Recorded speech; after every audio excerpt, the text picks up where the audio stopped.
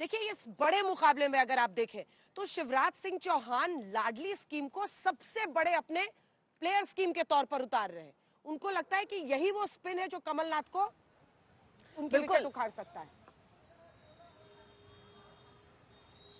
बिल्कुल। और आप देखिए इसको अगर तुलनात्मक ढंग से देख लीजिए तो यहाँ दो टीमें यानी कांग्रेस टीम और बीजेपी टीम है और वहां मुख्यमंत्री का चेहरा एकदम साफ है कमलनाथ, लेकिन यहाँ पर जैसे रोहित विराट ये सारे चेहरे और पता ही नहीं है कि कप्तान कौन है। शिवराज सिंह चौहान सामने है लेकिन कोई नाम ऐसा ऐलान नहीं किया गया है, लेकिन इनके टीम से प्रहलाद पटेल आपके 3 केंद्रीय मंत्री यहाँ पर उतार दिए गए हैं। तो ये सारे चेहरे हैं, लेकिन इन चेहरों में से कौन सा वो चेहरा होगा जो नेतृत्व करेगा ये साफ नहीं है। लेकिन बार बार शिवराज सिंह चौहान सामने आकर अपनी योजनाओं को गिना रहे हैं, लगातार वो सभाएं कर रहे हैं। 160 सभाएं अंजना वो यहाँ पर कर चुके हैं और अगर उनकी तुलना में हम देखें तो 114 सभाएं जो है कमलनाथ कर चुके हैं। 2 हमारे सहयोगी यहाँ पर वरिष्ठ पत्रकार भी हमारे साथ मौजूद हैं और इनका भी रुख करेंगे। जल्दी से सर एक छोटा रिएक्शन भी मैं आपसे ले लेना चाहती हूँ, चैतन्य भट्ट जी और रविंद्र दुबे जी।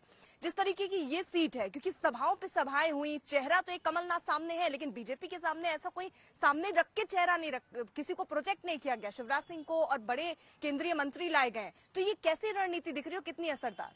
नहीं, देखिए भारतीय जनता पार्टी का जो भी स्ट्रेटेजी होती है वो बड़ी अजीब सी होती है। उसमें पार्टी के लोगों को भी नहीं जानकारी होती कि क्या होने वाला है। इसका उदाहरण सबसे पहले आप ये देखिए कि 3 केंद्रीय मंत्रियों को उन्होंने चुनाव मैदान में उतारा जिन्होंने कभी सोचा भी नहीं। इवन हमारे यहाँ के जो 4 बार के सांसद हैं जबलपुर के राकेश सिंह, उनको भी विधानसभा के चुनाव में उतार दिया। लेकिन जहां तक मुख्यमंत्री के चेहरे की बात है तो भारतीय जनता पार्टी ने भी ऐसा कोई चेहरा प्रोजेक्ट नहीं किया है। लेकिन ये माना जा रहा है कि जो केंद्रीय मंत्री हैं उनमें से हो सकता है कि किसी व्यक्ति को मुख्यमंत्री का चेहरा बना दिया जाए। जी सर। और जैसे टीम में रोहित भी है, विराट भी है, ऐसे केंद्रीय मंत्री भी आ गए हैं, तो अब ये नहीं समझ में आ रहा कि किसको आखिरकार यहाँ पर कप्तानी सौंपी जाएगी। देखिए ये भारतीय जनता पार्टी की सोची समझी रणनीति है।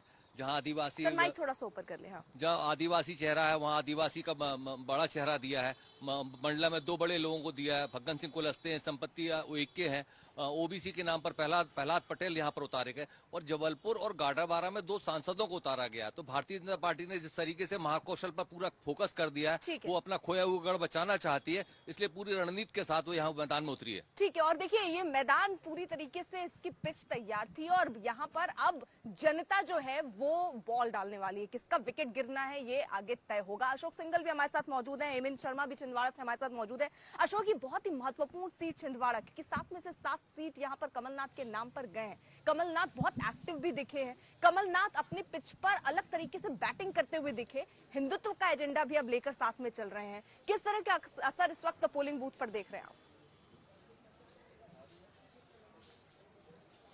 देखिए पोलिंग बूथ पे, क्योंकि ये गांव का पोलिंग बूथ है, शिकारपुर छोटा गांव है, लेकिन यहाँ पर देख सकते हैं कि लगातार महिलाओं हो पुरुष हो, पहले हालांकि तादाद महिलाओं की ज्यादा थी वोट डालने के लिए, लेकिन अब पुरुष भी भारी तादाद में यहाँ वोट डालने आ रहे हैं। लेकिन बात की जाए अगर चुनाव में जो पिच की बात की जाती है, बीजेपी हमेशा कोशिश ही करती है कि उनकी पिच जो तैयार किया उन्होंने उस पर खिलाया जाए अपोजिशन को या दूसरी पार्टी को। तो बीजेपी तमाम मुद्दे ले रही थी, जो कांग्रेस की सरकारें रही हैं, चाहे दिग्विजय सिंह की सरकार रही हो या 15 महीने की कमलनाथ की सरकारें, उसकी खामियों को लेकर के कि सड़कों का हाल ठीक नहीं था, बिजली की स्थिति ठीक नहीं थी दिग्विजय सिंह के दौरान, तो उनको लेकर के आगे बढ़ रही है। लेकिन इसके साथ साथ राम मंदिर का मुद्दा भी बीजेपी ने उछाला, योगी आदित्यनाथ की काफी सभाएं कराई गई। इवन छिंदवाड़ा की अगर बात की जाए, छिंदवाड़ा में भी योगी आदित्यनाथ कैंपेन करने आए, अमित शाह तो आए, बाकी लोग भी आए, लेकिन कहीं ना कहीं राम मंदिर हो, हिंदुत्व की बात हो, ये तमाम मुद्दे बीजेपी लेके चली। लेकिन कमलनाथ ने भी कोशिश ये रही कि बीजेपी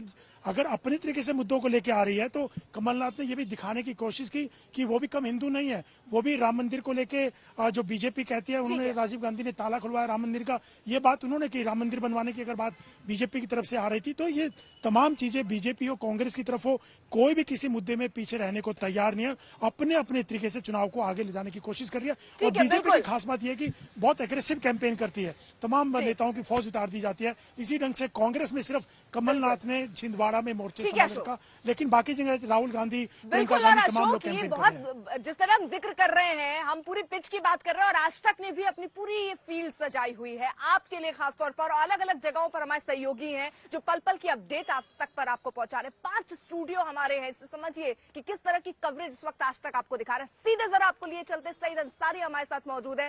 सईद, जिस तरह वहां पर हलचल है वो दिखाई, और आपके साथ रवीश भी होंगे, बात कीजिए।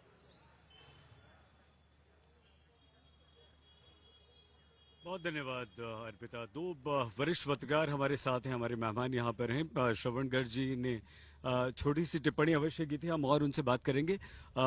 रमन रावल जी, रावल साहब, अगर इंदौर को हम देखें तो 9 में 6-3 ये स्कोर, इस बार स्थिति क्या देखते हैं आप? देखिए, इस बार स्थिति में भाजपा की ओर से सुधार होता हुआ दिख रहा है मुझे। और वो ऐसा कि अभी इस समय देपालपुर, इंदौर 1 नंबर और राऊ सीट ये कांग्रेस की है। तो राऊ में मधु वर्मा लीड करते हुए नजर आ रहे हैं, और 1 नंबर में भी मतलब कोई किसी भी रूप में कोई चमत्कार वाली बात ही नहीं है। संजय शुक्ला की पराजय और कैलाश विजयवर्गीय की विजय जो है सुनिश्चित इसलिए जान पड़ रही है कि कैलाश जी की जो पकड़ पहुंच, कार्यकर्ताओं का जो नेटवर्क, उनका संगठन क्षमता और उनकी जो छवि है इंदौर में, वो एक जन नेता की है, और उस नाते उनको कोई दिक्कत वहां से जीतने में होगी नहीं।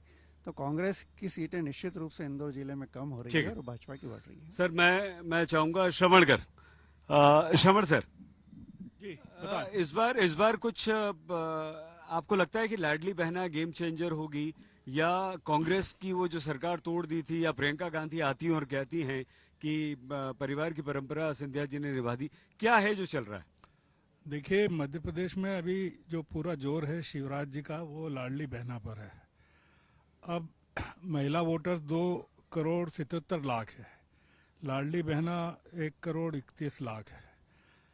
अगर मुख्यमंत्री कहें कि उनका पूरे मध्य प्रदेश की जनता का स्नेह मिल रहा है और प्यार मिल रहा है, उनका पूरा जोर लाडली बहना पर है। उनको ये लग रहा है कि लाडली बहना उनको जिता सकती है। अब ये थोड़ा सा एक अतिरंजित दावा है कि 2 करोड़ 77 लाख महिला वोटरों में से आपकी पूरी जो उम्मीद है मध्य प्रदेश की जनता पर नहीं है, आपको अपने कामों पर नहीं लग रहा है विश्वास, और लाडली बहना पर लग रहा है। तो मुझे लग रहा है कि थोड़ा सा दिक्कत का काम है। हालांकि मुख्यमंत्री अगर दावा कर रहे हैं तो निश्चित रूप से उस दावे के पीछे कोई बात होना चाहिए। दूसरी बात यह कि इस बार थोड़ा मुकाबला बहुत मुश्किल का है सर, और कई चीजें इस बार नजर आ सकती हैं, कई परिवर्तन हो सकते हैं, और खासकर ये जो बड़े बड़े लोग खड़े हुए हैं 7-8 लोग, ये लोग बड़ी दिक्कत में हैं। सर एक बड़ी खबर आ गई आपको, श्रवण सर जी, श्रवण सर, एक बड़ी खबर आ गई है। शिवराज सिंह चौहान ने कहा है कि जो भी जिम्मेदारी मुझे मिलेगी मैं उसे निभाऊंगा। जी, रवीश पाल सिंह, रवीश, आज के दिन ये कहने की क्या जरूरत पड़ गई शिवराज सिंह चौहान को?